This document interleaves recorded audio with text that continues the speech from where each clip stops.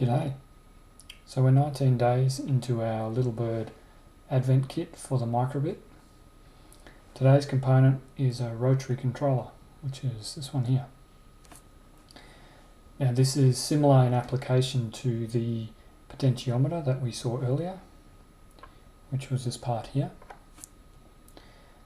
There are some key differences. This is an analog device, the potentiometer, whereas the rotary encoder is a digital device.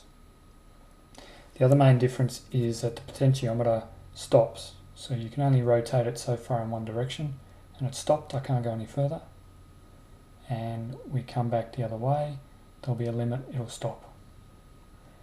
So that makes it difficult to use, say, in robotics where you have something that's continuously rotating. Whereas we'll see in a minute, the rotary encoder lets us turn forever in both directions. Now I've set up our microbit on the breakout board and wired up 5 LEDs. These are the same LEDs we used yesterday with the light show. I've removed the white and blue ones to make space.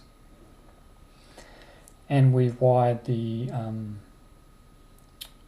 rotary encoder in as well.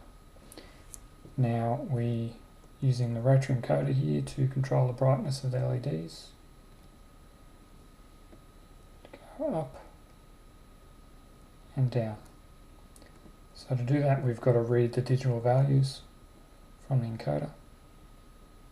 And you'll see here, even though we've gone down to 0, that's fine. We've coded it to stop at 0 because LEDs can't go below 0 brightness. But you see that if I keep turning the encoder forever.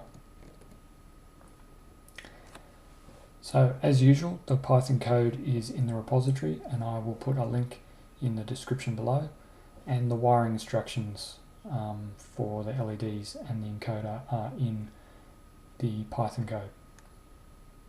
Enjoy.